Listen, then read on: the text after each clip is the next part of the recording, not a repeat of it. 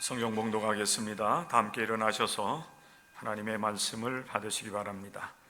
두 곳의 말씀입니다. 구약 성경 요나 4장 9절부터 11절 말씀 먼저 봉독해 드리겠습니다.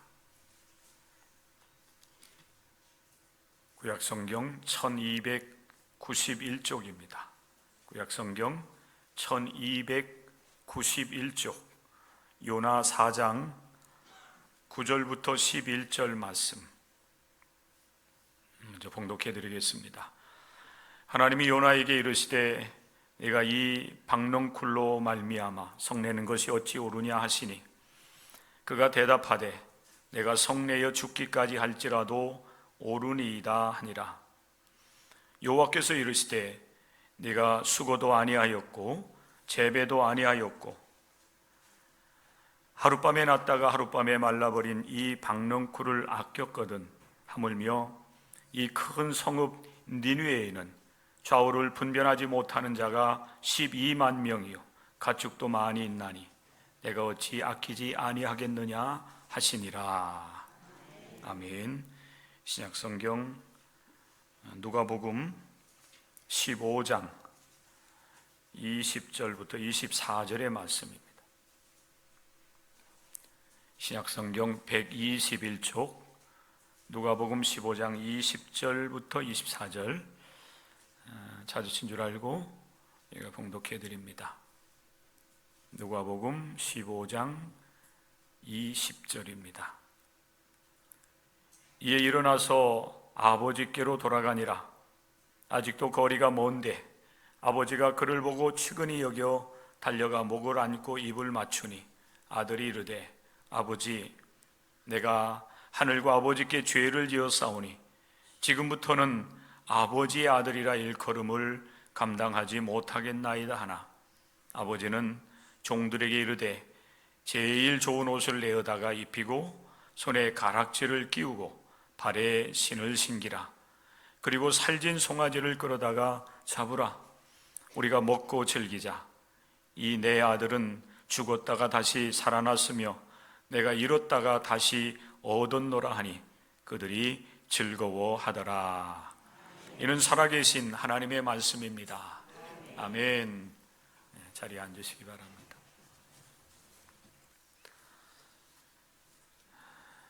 오늘 거룩한 주일 참으로 좋은 복된 날을 우리가 함께 맞이하고 있습니다. 무더운 여름이 벌써 지나갔고 완연한 가을이 되었습니다. 산천이 참으로 아름답습니다. 우리나라 가을 하늘은 맑고 그리고 푸르다 또 높다라고 하는 사실을 우리는 알고 있습니다. 물론 우리 하늘만 그런 것은 아니겠지요. 우리 동아시아 지역에 있는 나라들의 하늘도 마찬가지일 겁니다. 그리고 저 유럽 대륙에 있는 하늘도 마찬가지겠지만은 우리 한국 사람들은 우리 애국가의 가을 하늘 공활한데 높고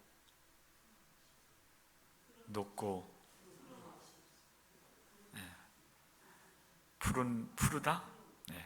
높고 푸르다고 하는 그런 이제 내용이 있기 때문에 우리 가을 하늘은 높고 푸르다. 이런 이제 생각들을 우리는 다 가지고 있습니다. 하늘만 그렇게 맑고 높고 푸른 것만이 아니라 산이 참 아름답습니다. 단풍이 이제 막 들어가는 그런 시점에 와 있는데 제가 사는 밀락동 그 가로수들은 벌써 단풍이 들어가지고 빨갛고 또 주황색 빛으로 이렇게 이미 물들어 있는 것을 보면서 참 아름답다라는 그런 생각을 하지 않을 수가 없습니다. 이렇게 물들어가는 가을 이 산을 보면서 우리는 참 아름답다, 참 좋다라고 하는 이런 탄성을 지르게 됩니다. 그러기에 단풍철을 맞이해서 그 유명한 그런 단풍이 있는 그런 산들, 관광지들은 많은 사람들이 모여든다라는 그런 뉴스를 접하게 됩니다. 단풍도 다 때가 있기 때문에 이 때를 우리가 즐기지 못하면은 단풍을 구경할 수 없다, 이런 마음을 가지고 사람들이 시간을 내고 또 물질을 들여서 그곳을 찾아가게 되는 것입니다.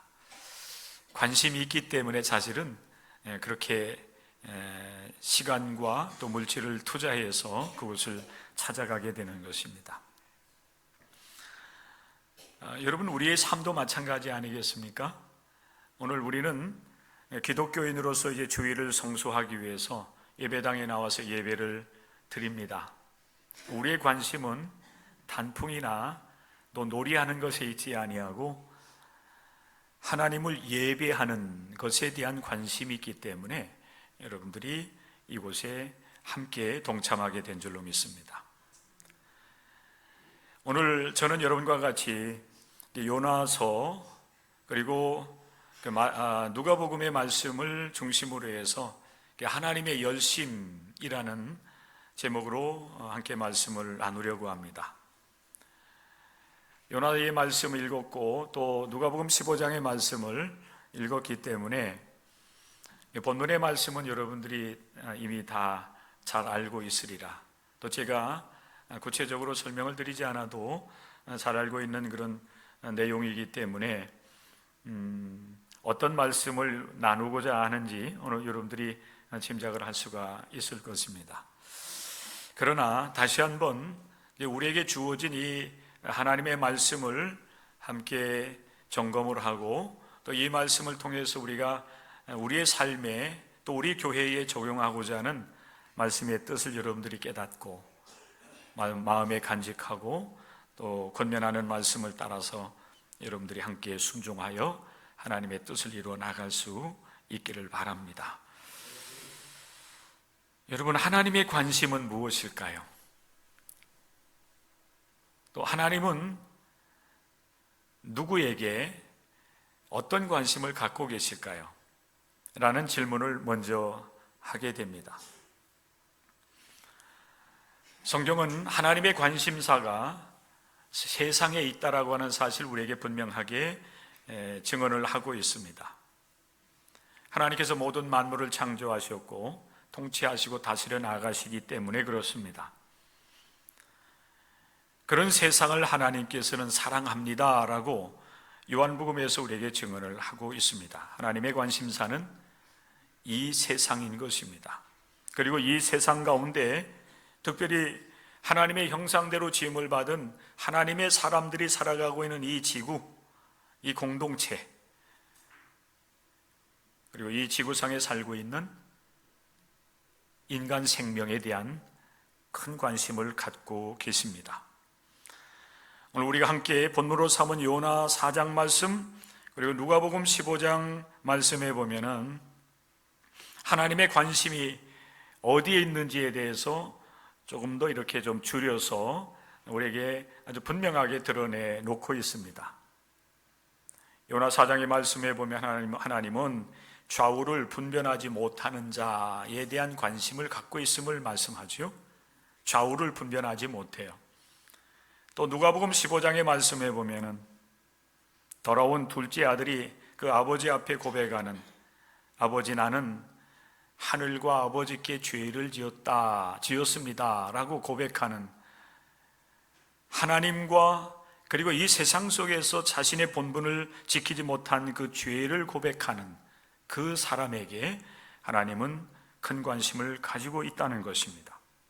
자, 여러분, 좌우를 분별하지 못하는 자, 그리고 하나님과 또 이 세상 속에서 자신의 역할을 제대로 감당하지 못하여서 죄를 지었다라고 말하는 이러한 사람들은 사실은 스스로 무엇이 옳은지 그른지를 찾을 수 없는 사람들입니다.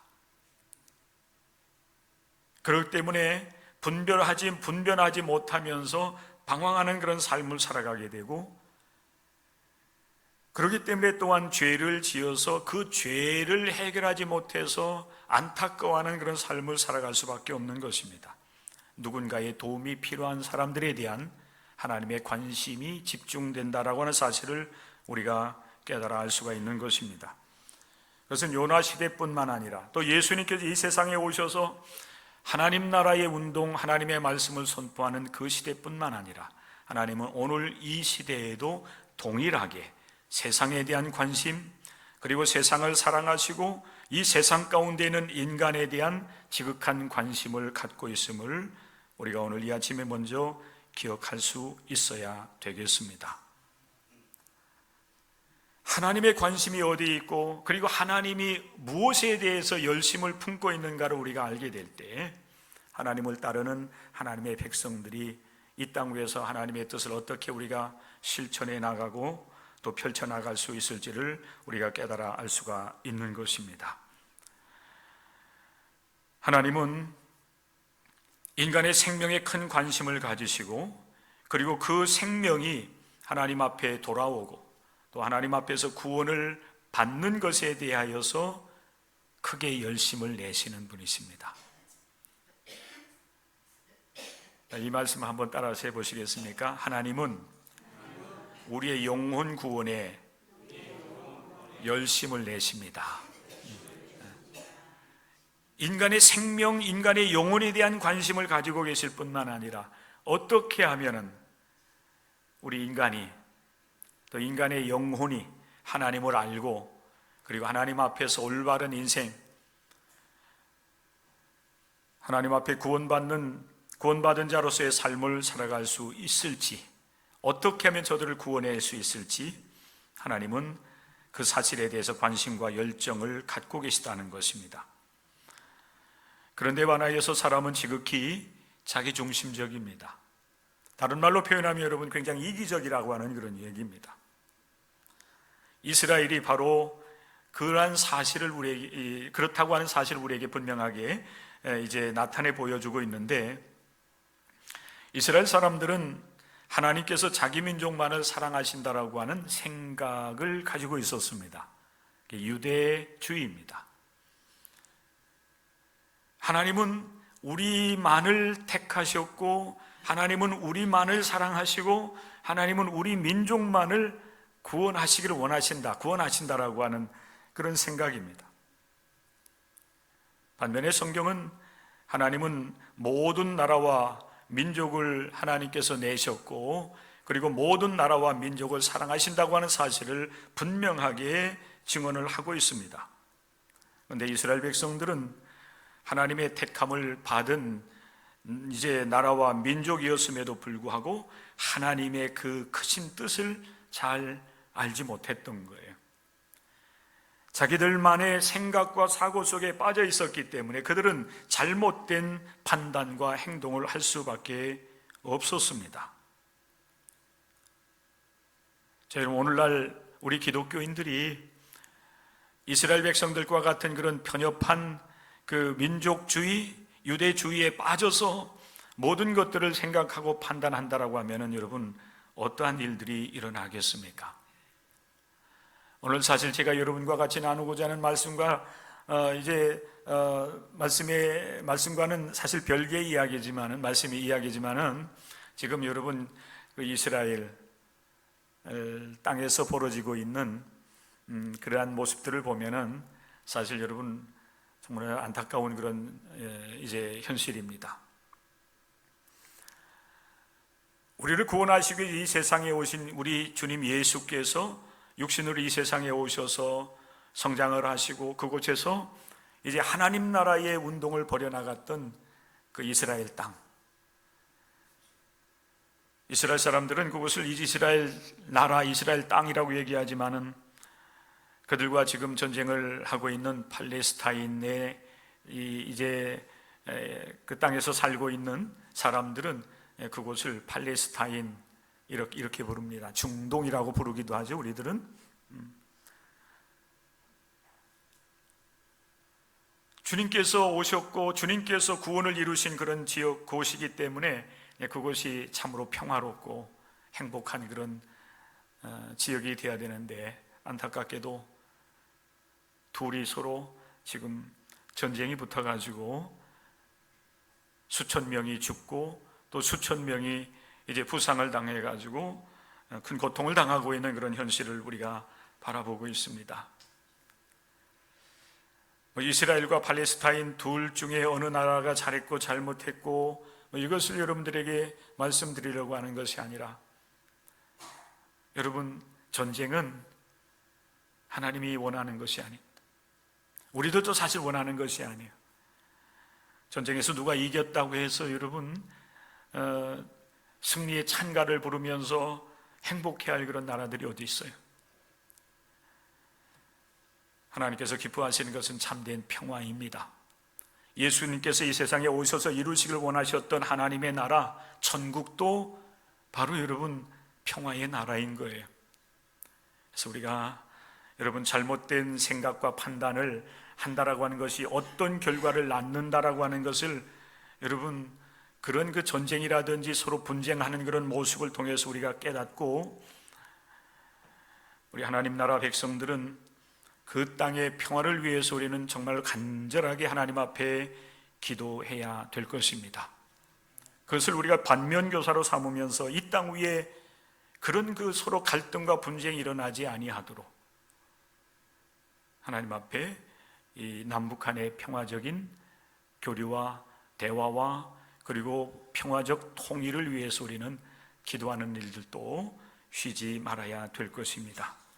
한 사람의 잘못된 판단이 정말로 큰 문제를 낳고 큰 고통을 낳는다고 하는 생각을 우리가 하지 않을 수가 없는 것입니다. 자, 여러분 보십시오. 우리 사람들은 굉장히 자기 중심적이고 이기적입니다. 그런 잘못된 생각과 사고가 잘못된 행동을 낳게 되는 것입니다.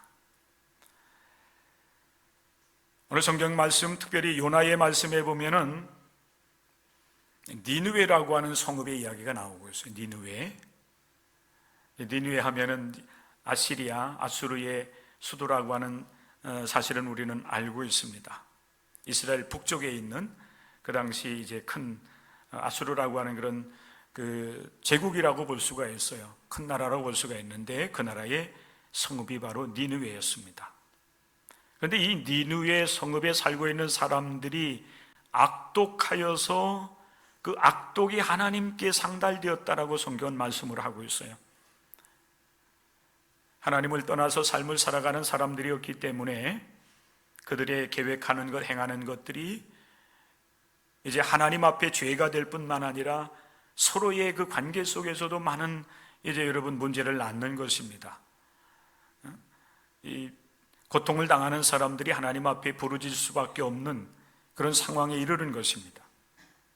그래서 하나님께서 그러한 문제를 해결하시기 위해서 누구를 찾아오시냐면은 아미떼의 아들 요나를 찾아와요. 요나는 사람입니다. 그를 이제 하나님께서 선택하셔서 선지자로 부르시고 그에게 사명을 맡겨주십니다. 너는 일어나 저 큰 성읍 니느웨로 가서 그것을 향하여 외치라 했어요.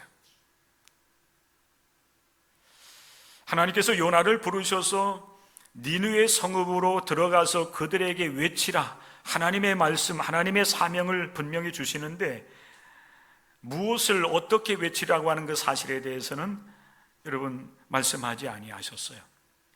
그냥 가서 그것을 향하여, 그것은 여러분 니느웨 성읍에 살고 있는 모든 사람들 아니겠습니까? 그들 향해서 외치라. 그런데 우리는 여러분 미루어 짐작을 해볼 수가 있어요. 하나님께서 니느웨로 가서 외치라고 하는 그런 분명한 목적은 그들이 악하였기 때문에 고통당하는 사람들이 있었고, 그리고 그 악독이, 죄악이 하나님 나라에 이르기까지, 하나님에 이르기까지 이르렀기 때문에 그런 것입니다. 그 죄악을 회개하고 돌이켜서 하나님께 돌아오라고 하는 권면의 말씀이었을 것입니다. 그런데 안타깝게도 요나는 하나님의 계획에 동참하지 않아요. 요나가 하나님께서 그에게 맡겨주신 하나님의 계획에 동참하지 않게 되는 이유 중에 하나가 앞에서 여러분들에게 말씀드렸던 편협한 그 사고, 하나님은 이스라엘을 택하셨고 이스라엘만을 사랑하시고 이스라엘만을 구원하시길 원하신다라고 하는 그 편협한 민족주의, 유대주의에 아마 거기에서 나온 것이 아니겠는가. 그래서 하나님의 낯을 피하려고 요나는 일어나서 니느웨로 가지 아니하고 딴 방향으로 도망할 계획을 세우는 것입니다. 그 속에 지극히 자기 중심적인, 자기 이기적인 그런 생각이 분명히 들어있는 것입니다.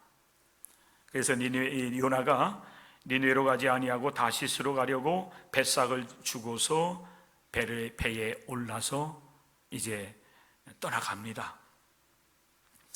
그러자 여러분, 우리 하나님께서 열심을 내셔요. 오늘 여러분 말씀의 제목이 하나님의 열심 아닙니까? 하나님의 관심과 열심이 어디에 있고 무엇에 있는가라고 하는 것 사실이에요. 하나님께서 이렇게 열심을 내시는 이유는 한 가지 사실입니다. 그것은 하나님께서 니느웨 사람들, 비록 그들이 악독하여서 그 악독이 하나님에 이르기까지 문제가 되긴 했지만 그럼에도 불구하고 하나님의 형상대로 지음받은 그들의 영혼을 향한 하나님의 관심과 또 그들이 어떻게 하면 하나님께로 돌아와서 구원에 이를 수 있게 할 것인가에 대한 열정이 주님 안에서, 우리 하나님 안에서 솟아나온 것입니다. 그래서 도망가는 요나를 돌이키기 위해서 하나님께서 열심을 내시는데, 여러분 요나 1장부터 4장 사실 짧은 말씀이지만 이것이 하나의 그 이야기식으로 이렇게 이 성경이 기록되어 있기 때문에 한번 여러분이 이런 이야기를 들으면 우리 속에 이렇게 잘 기억이 돼요. 몇 가지만 제가 여러분 몇 구절만 하나님이 얼마나 어떤 열심을 내고 있는지를 여러분들에게 말씀을 드리기 원합니다. 요나서 1장 4절 상반절의 말씀에 보면 여러분 요나가 다시스로 도망하려고 배를 타고서 이제 항해를 시작했는데 하나님 그를 그냥 내버려 두지 아니하셔요. 니느웨의 백성들을 위해서 열심을 내시는데 하나님께서 큰 바람을 예비하셨다가 바다 위에 내리심에 큰 풍랑이 일어나게 됩니다. 니느웨의 영혼을 위한 하나님의 열심이에요. 도망가는 요나를 어떻게 해서라도 다시 돌이켜서 니느웨로 가서 하나님의 말씀을 전하게 하려고 하는 하나님의 열심인 것입니다. 그래서 결국에는 그 큰 풍랑, 폭풍이 일어나는 원인이 요나에게 있다고 하는 사실이 드러나게 되었고, 그래서 결국 요나는 사공들에 의해 가지고 풍랑이 있는 바다에 던져지게 됩니다. 그때 하나님은 또 열심을 내셔요. 하나님이 뭐 하셨는지 아세요? 뭐를 준비하셨어요?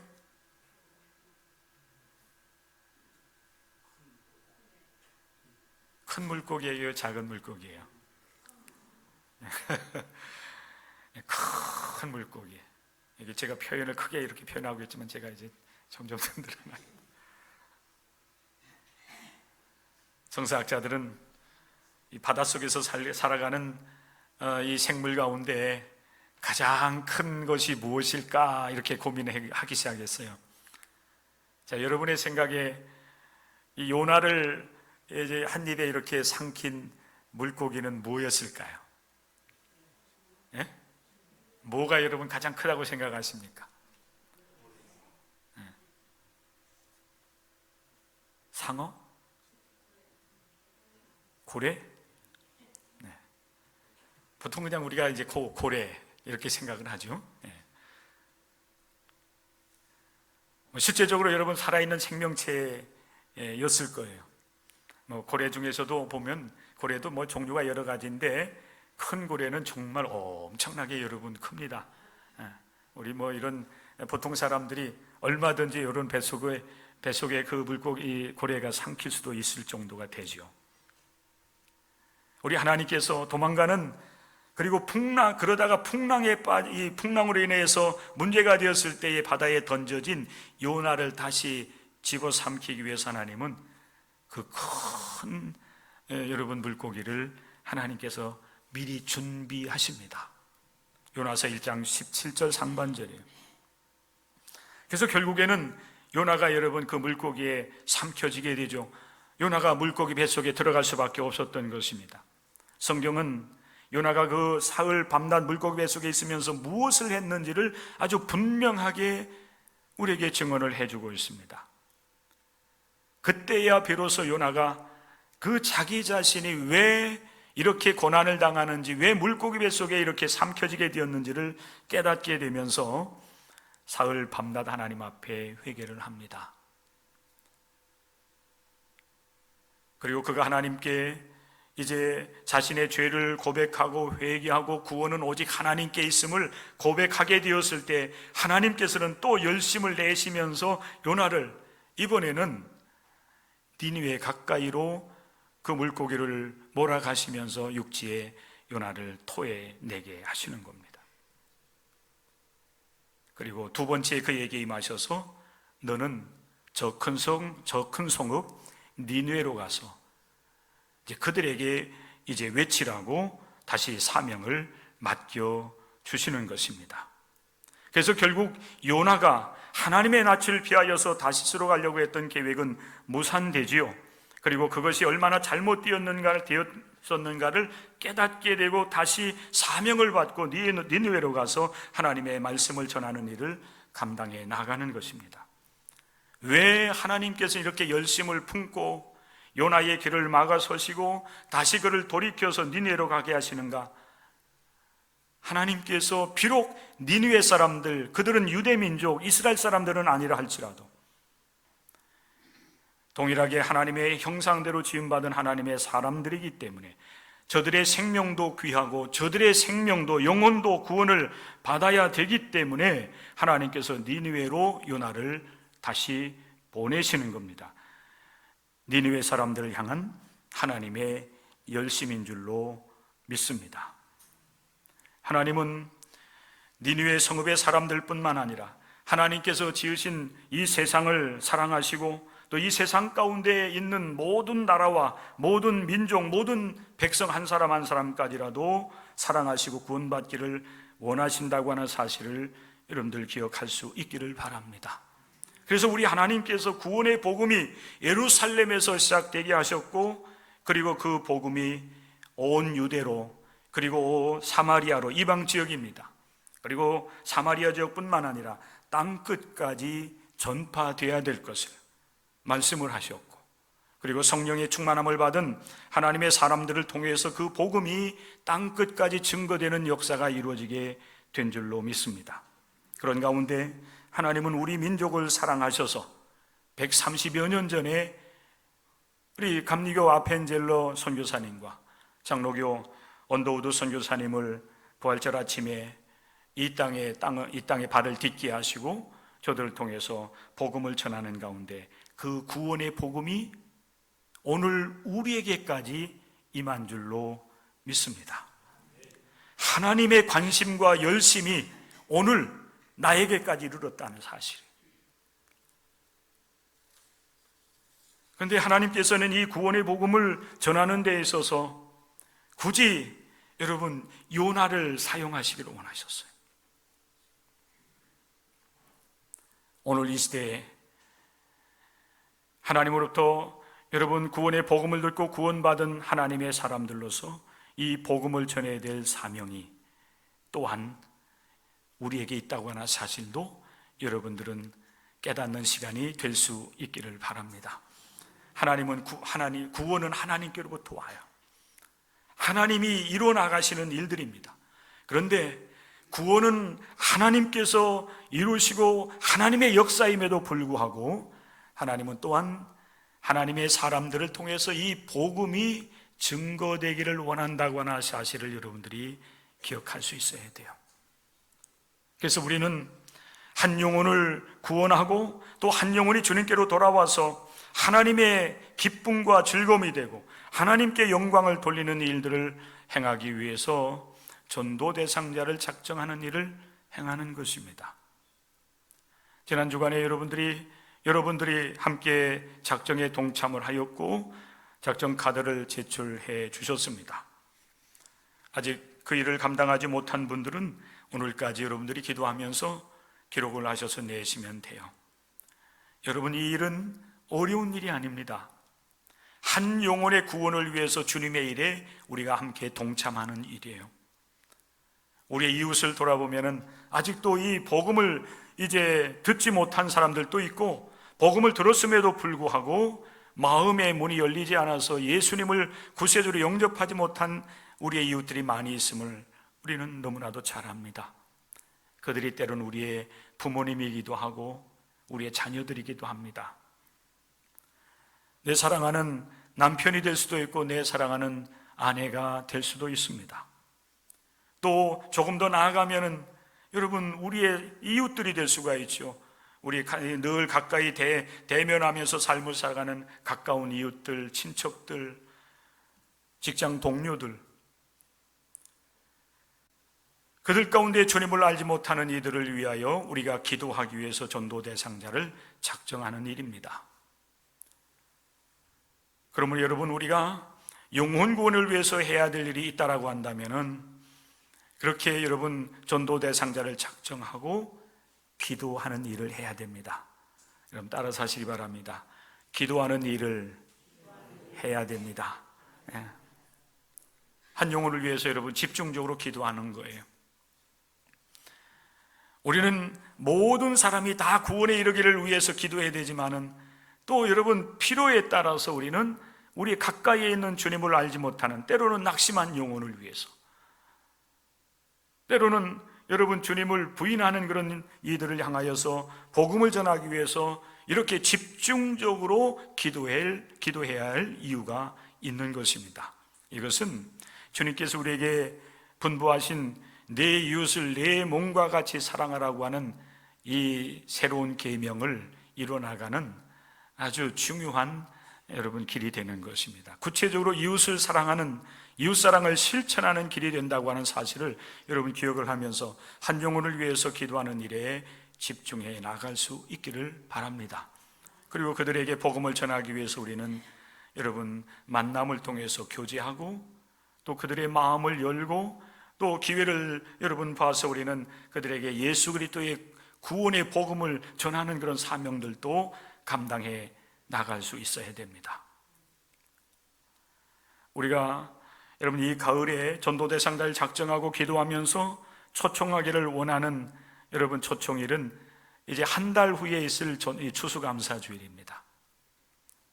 농부들은 이른 봄에 여러분 씨앗을 뿌리고 가꾸다가 가을이 되면은 이제 알곡들을 거두어들이면서 하나님께 감사를 합니다.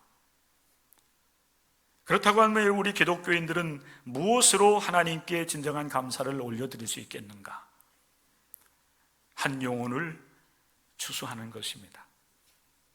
하나님께서 그렇게 관심을 가지시고 열심을 내는 그 영혼을 향한 관심을 우리들도 가지면서 기도하고 만나서 그들에게 복음을 제시하면서 주님께로 이끌 때에 우리 하나님께서 한 영혼을 통하여서 기뻐하시고 즐거워하시는 것입니다. 여러분들도 많이 이제 들은 이야기일 수도 있는데 과거에 교회에서 이런 전도 방법들을 많이 썼습니다. 이슬비 전도 카드라든지 이게 좋은 내용을 기록해가지고 엽서든지 아니면 편지를 지속적으로 보내면서 복음을 전하는 일을 이제 교회들이 많이 했었습니다. 요즘에는 이제 많이 그런 일들이 이제 줄어들고 다른 방법을 사용하기도 하지만은, 근데 여러분 우리가 지속적으로 한 영혼을 위해서 기도하면서 한 영혼을 주님께로 이끌 때의 좋은 방법 중에 하나가 복음을 지속적으로 전해주는 것입니다. 만남을 통해서 교회에 또 예수님이 왜 좋은지, 왜 우리가 예수님을 믿어야 되는지 이런 사실들을 지속적으로 자연스럽게 여러분 나누는 일들을 통해서 복음을 전할 수가 있는데, 그 복음을 전하는 일, 전도 편지로 복음을 전하는 일을 위해 헌신하는 분 중에 엄호섭이라고 하는, 예전엔 그 집사님이었는데 아마 제가 볼 땐 지금 한 장로님 됐든지 모르겠어요. 정확하게 지금은. 제가 가지고 있는 여러 책 중에 초기에 나왔던 1997년도니까 굉장히 오래된 책이긴 한데, 이분이 은혜 받고서 여러분 오직 이 복음을 전하는 전도 편지를 통해서 복음을 전하기 위해 선신했던 초기 단계가 아마 그 시점이었던 것 같아요. 이분이 전도 편지를 쓸 때 기록했던 내용을 이렇게 책으로 엮은 책이 나왔는데, 글을 엮은 책이 나왔는데, 그 책 제목이 뭐냐면 한 영혼을 위한 1000번의 기도와 100번의 만남이라는 책이에요.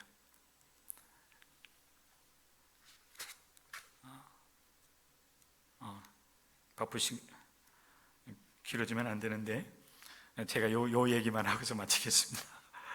이분이 이런 질문을 하고 있어요. 여기 책 서문에 보세요. 전도 대상자를 위해 1000번의 기도를 드릴 수 있는가? 전도 대상자를 위해 100번의 만남을 이루려 힘쓰겠는가? 전도 대상자를 위해 5년간 전도 편지를 쓸 수 있는가?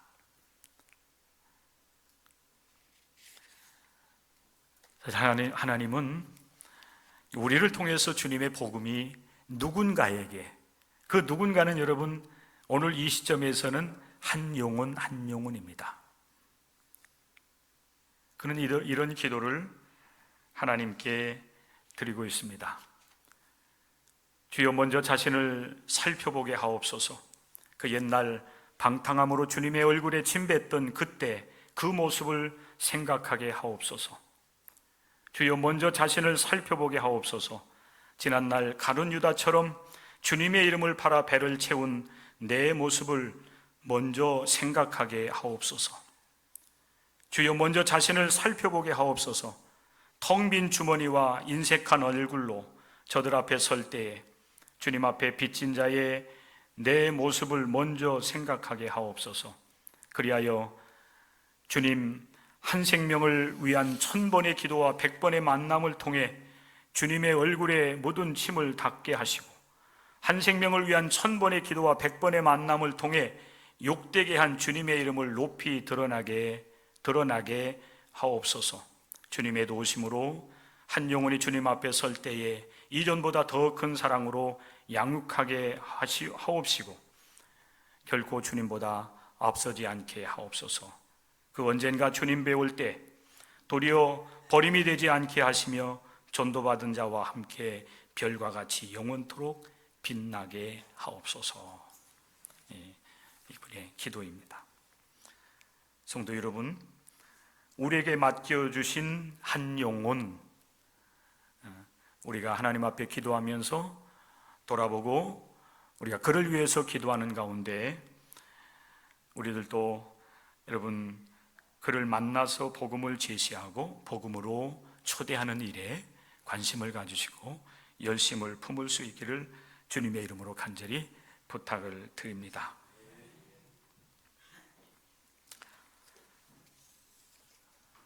우리 하나님은 우리를 통해서 그 복음이 전하여지기를 원하시기 때문에 먼저 택하셔서 부르셨고 복음을 받아들일 수 있도록 은혜를 베풀어 주신 것을 믿습니다.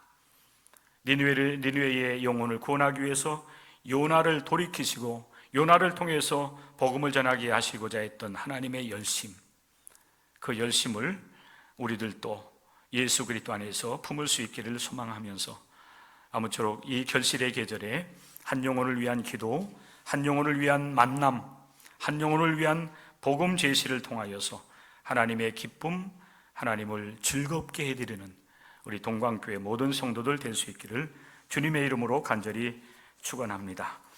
기도하겠습니다. 하나님 아버지 고맙습니다. 한 영혼을 위한 하나님의 열심이 하늘 보좌를 버리시고 이 땅 위에 죄인의 모습으로 또 어린아이의 모습으로 이 세상에 오시게 하셨고 또 그 열심이 아버지 하나님 이제 죄인들의 그 죄를 대속하시기 위해서 십자가에서 고난과 죽음을 당하시기까지 하셨음을 우리는 너무나도 잘 알고 있습니다. 그 사랑으로, 그 관심으로, 그 열심으로 우리에게 복음을 주셨고 우리로 하여금 예수 그리스도 안에서 구원에 이르게 하신 줄로 믿습니다. 하나님, 이제는 우리의 입술을 통해서 우리의 삶을 통해서 우리의 이웃에게 아버지 하나님 이 복음이 전하여질 수 있도록 은혜를 내리어 주옵소서. 예수님의 이름으로 기도드립니다. 아멘.